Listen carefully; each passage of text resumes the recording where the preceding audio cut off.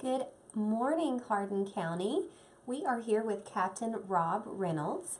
As most of you have heard, he is going to be the write-in candidate for the Hardin County Jailer position. So Rob wanted to reach the Hardin County or Hardin local audience this morning and let everybody know a little bit about him. So Rob, let's just start, just briefly tell us a little bit about yourself and about your professional background and why you're looking to run as jailer. Thank you. My name is Rob Reynolds. I'm a local resident here in Hardin County. I'm also a member of the Hardin County Detention Center. I'm currently the operations director there.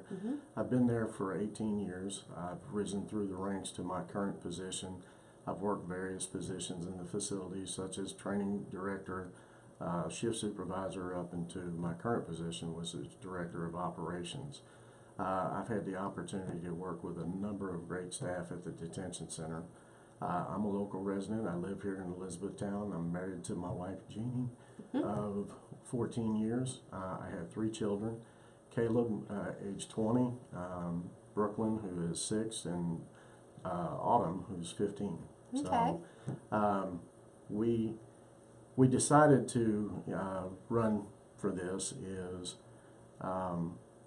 there's a lot of negative information that was put out in recent weeks prior to the primary election that really did not portray a positive image of the staff at the detention center and our current operations. That, along with a number of things that were happening because of that negative information, I was really concerned, not just as a citizen but as an employee of the detention center.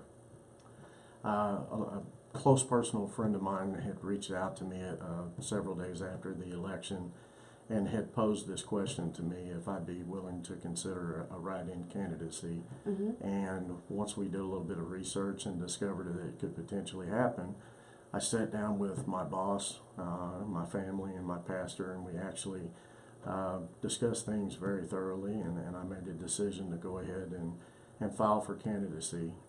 I had goals and aspirations of eventually one day running for Hardin County Jailer, but we really were looking at probably 4 years from now. The timing just wasn't where it needed to be, but with things that have happened, I made that decision, and I felt like the things that had been put out really attacked the integrity of the staff of the detention center, not just the jailer and his leadership policies. Anybody that's worked with me knows that I love my staff tremendously. We have a great bunch of people there at the jail who work hard every day, and they come in and they really serve, the citizens of the community doing the job that they do. And it was the right thing to do, to stand up and be a voice for them, and also to show Hardin County that they do have another choice, to elect a qualified and proven leader into the position of jailer. Okay. I do want to remind everybody that while we're live, you are welcome to write in your comments here on the live stream. I've got my laptop, so if you have a question for Rob, I'd be happy to answer or ask Rob. So tell us a little bit about, with this past campaign, some of the things that were brought up. I know that we were kind of talking about sort of the head count situation. So if you'd like to address some of the approaches that you may want to change about that, or if it's even something that's in anybody's hands, or if it's just something that happens, tell us a little bit about that.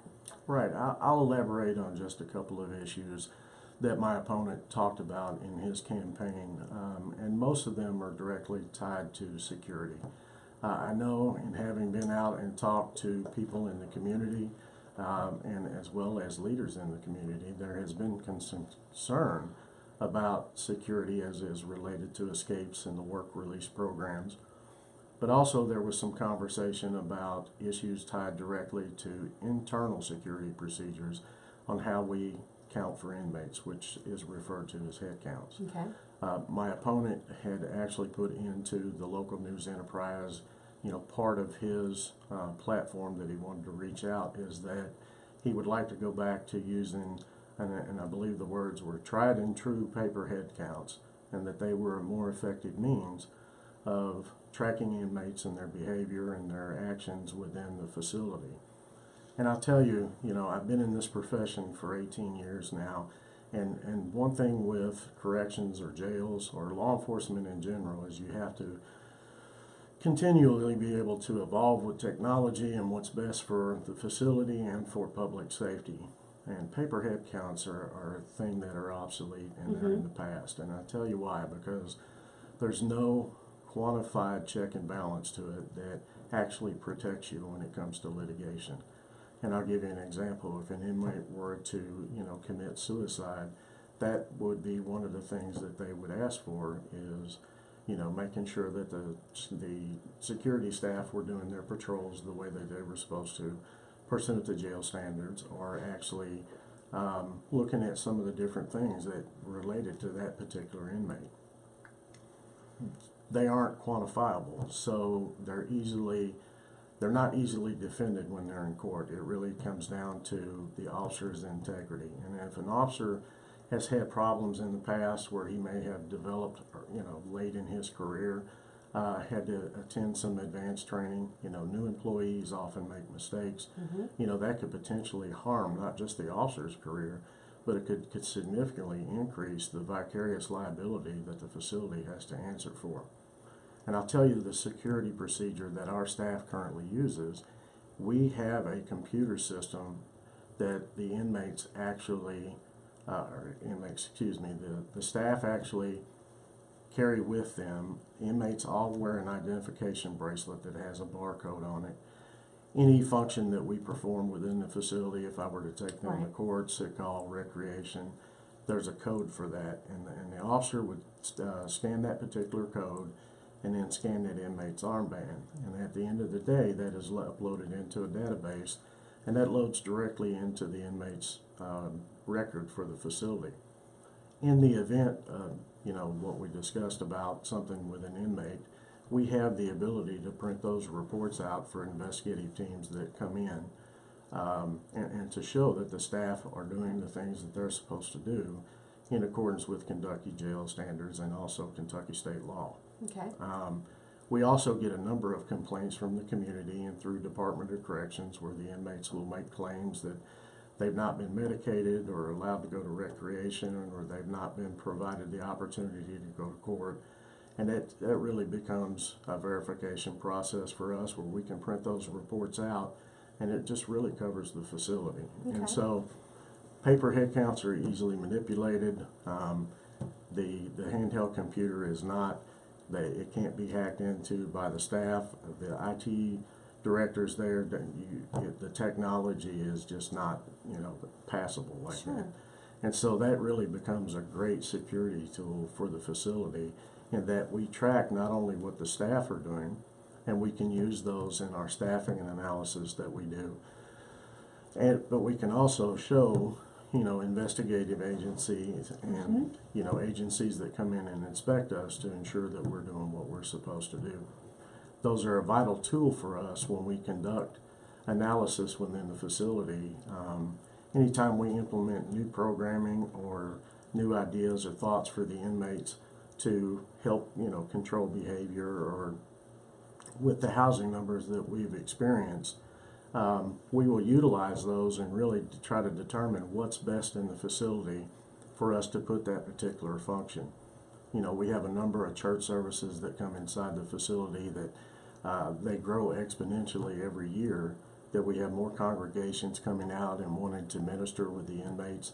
And so when we look at adding all of these things, we have to determine where in the facility's time schedule would be best to put these events. And those reports are a key tool for us in the administration, to sit down and look at doing things for. And also it falls in with our programming. So one of the other things that, we talked about was with the escapes. Hardin County is the 5th largest jail in the state, and every jail in the state has to deal with these issues.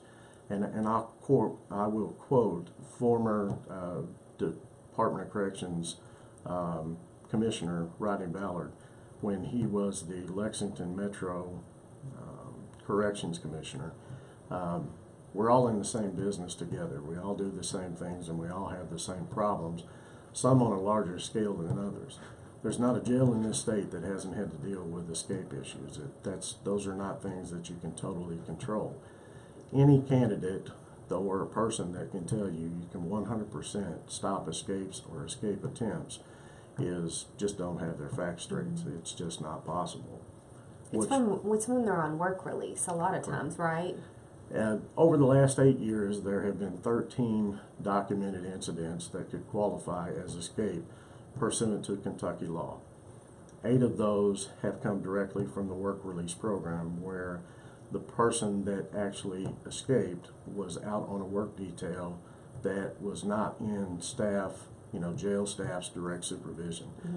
Our work release program is a vital tool for the community to help with nonprofit as well as government organizations to, help reduce cost in maintaining some of these facilities. For example, Salvation Army, Second Harvest, some of those places, the labor that's and the services that are provided by those inmates is a vital part of what they're able to do, and it helps, with their expenditures as well. So we train these individuals every year. They have to attend mandatory training that is supplied by the Department of Corrections and the jail staff, and we teach them, what to do with inmates, what not to do with inmates, positive behavior patterns that they should be looking for, and how to report something negative that shouldn't occur. In each and every instance, we found 8 of those 13 escapes occurred off of jail property. We were able to find that more often than not, some security protocol that those individuals were taught was not followed. Okay. The current jailer, and we plan on continuing that policy, is there has to be real accountability when those mistakes are made and evaluating on whether we continue that service in the community. Because if we have people out there that are signing inmates out from the jail and don't abide by the security policies for the facility, then their ability to use that service should no longer exist. And that's one of the things that the jail has reviewed extensively over the last 2 years. The escapes that have occurred at the facility, 4 of those 5 escapes actually occurred at a work detail as well. That was with a contracted service, which was our food service. We have implemented new security measures at the detention center to prevent people leaving to and from the facilities. For example, going in between each of the buildings, between the main jail and our restricted custody program, inmates no longer move freely. They're now restrained in a set of leg shackles. Okay. And we actually have, it's commonly referred to by the inmates as the chain gang. It's something they dubbed, but we have, a long chain that's got handcuffs on it. We put the inmates on that with their shackles, and we move them back and forth between the facility.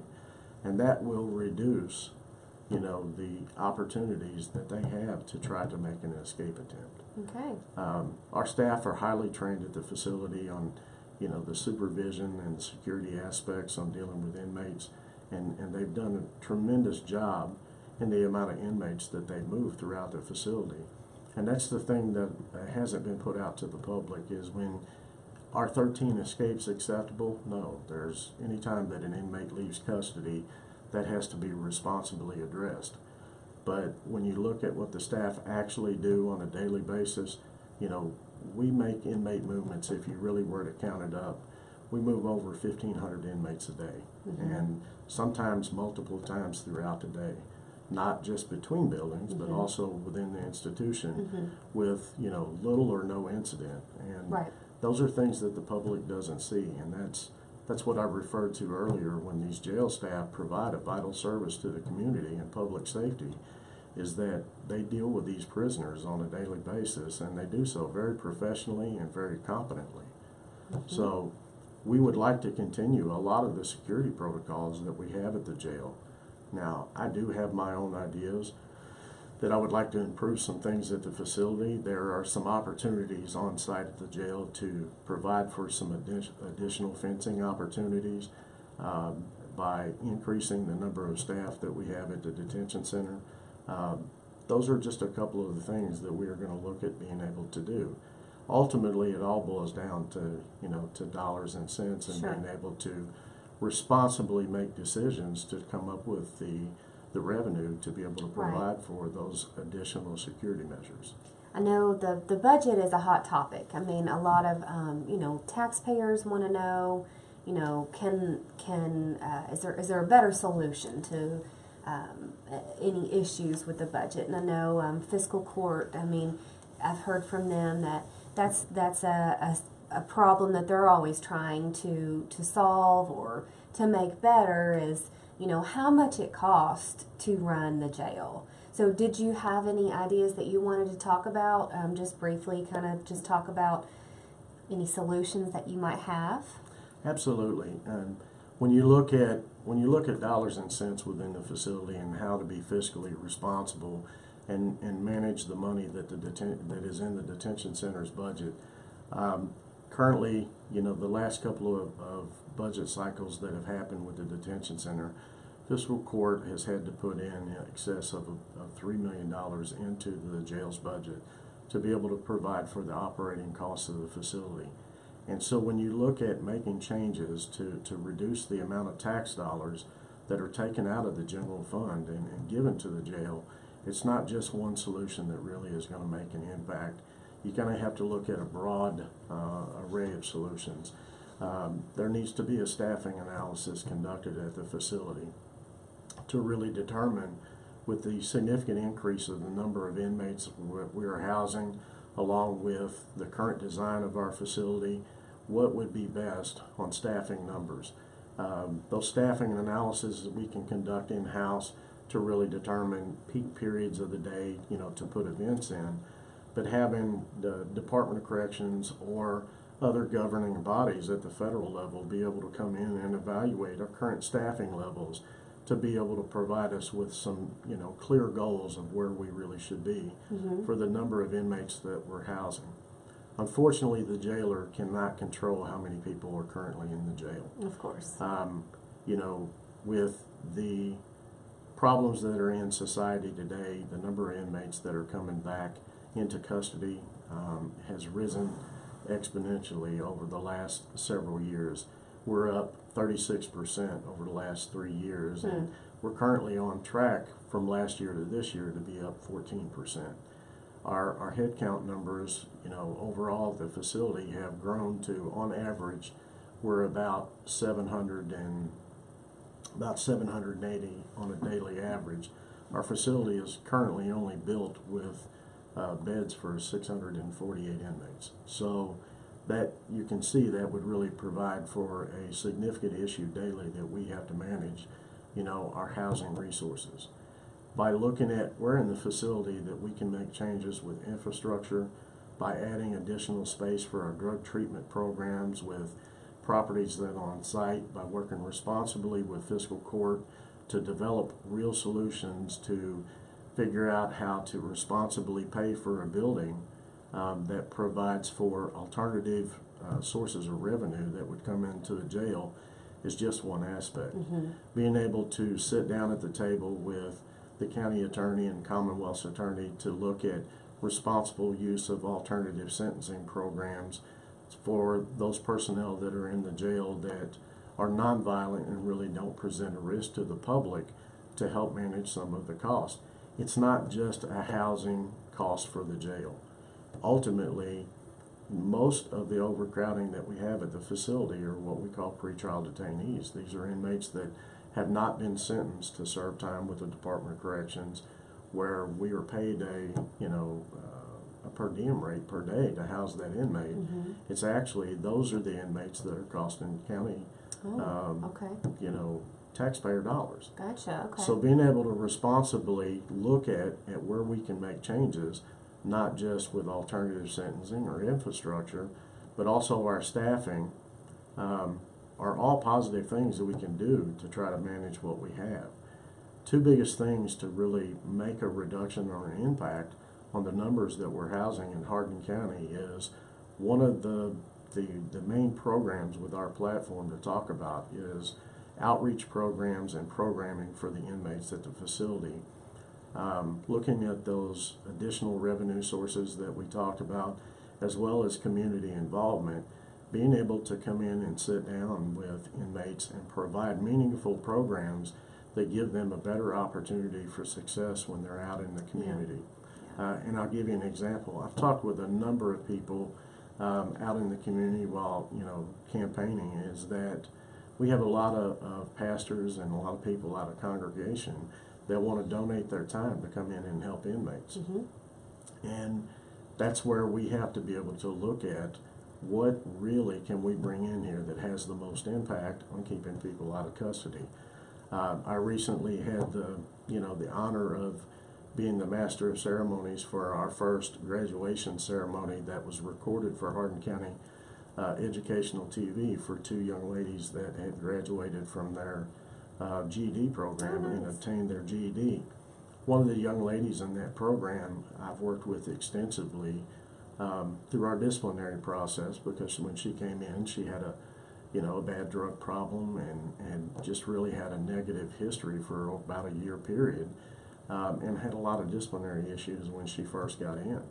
And by working with her and being able to positively mentor her, we were able to get her to apply for the GED program. And while in this program, it's really funny. You start to watch some of these men and women that enter into some of these programs that you work so hard to put in, and then you see the positive result at the end. She reached out to me during her program and asked to apply to a university so that when she got out, she didn't understand the process, how to go about applying or how to pay for that. And so we assisted her by getting the contact information for the Elizabethtown Community College, where she was able to reach out and get the information that she needed.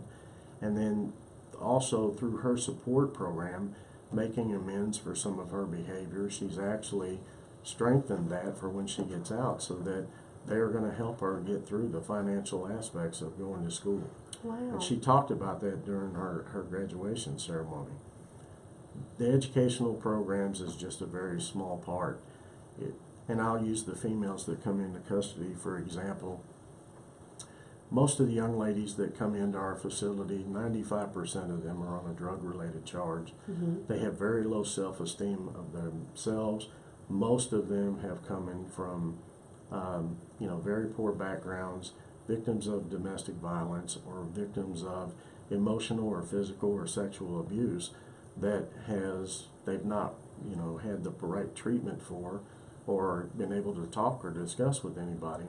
And then that's ultimately led them to their poor decision making, because they have no self-esteem or self-respect. There's a lot of women that come in to minister to these inmates that are more than willing to provide training or empowerment programs, so to speak, for these young ladies to teach them to believe in themselves and to respect themselves more than they have in the past. Bringing in programs to help both men and women, teaching them some parenting skills, job-related skills, things like that that actually allow them to be a success on the outside, because we've provided them with a tool or resource. Implementing real meaningful reentry programs by utilizing programs with the Department of Corrections that currently exist, as well as that outreach community support, being able to help these people re-enter society and become positive members and stop the cycle of recidivism. If you're able to impact 10 inmates in a year's time, you can tie that to a dollar figure that affects so much more within the facility that we talked about. Right. So utilizing, my experience and the tools and everything that I've learned, along with meaningful relationships with community leaders, as well as congregational leaders from the community to come in and sit down and look at some of the issues and what we could do to make a positive impact at the jail. Yeah. I've talked with a lot of people in the community. One of the things that I want to implement is a community-oriented program where we host either at the facility or at a place of our choosing, where we bring members of the community in to talk about issues with the jail and kind of get ideas from them of really what could impact the inmates that we have at the detention center, kind of like police officers do with community-oriented policing. It's no different with the jail. We are a law enforcement agency, and we're here to serve and protect the public and the citizens of Hardin County. And so anything that I think we could do to make a positive impact on that, obviously, is worth looking at, and we have a plan to do that. Great. So. All right. Well, I know that you probably have so much more to talk about, so we'll probably need to cut it short for today. But if you want to tell everybody how to get in contact with you, if they have any questions, or if they would like to, have you come speak at anything that they have going on, let everybody know how to contact you. You can reach out to us. We have a Facebook page, Rob Reynolds for Jailer, at Facebook. We also have a web page that will be live this week that will be linked to our Facebook page. You can also contact me via our email, robreynoldsforjailer@gmail.com. You can also contact me personally anytime between the hours of 8 a.m. until 10 p.m. on my personal cell phone, 270-312-5167. I'm available to talk about any issue that the community would like to discuss and hear ideas and solutions on what you think an impact at our detention center could be. What I'd like to tell the members of the community is that I have served this community faithfully for 18 years as an officer of the detention center, and I've worked very hard to rise through the ranks to my current position of captain and operations director. And I want to continue to serve this community by being your next Hardin County jailer. I have the proven leadership at the detention center to responsibly address the issues that have arisen concerning the level of incarceration and security issues that have come up within the last recent years. And I also have the integrity and the experience to address that.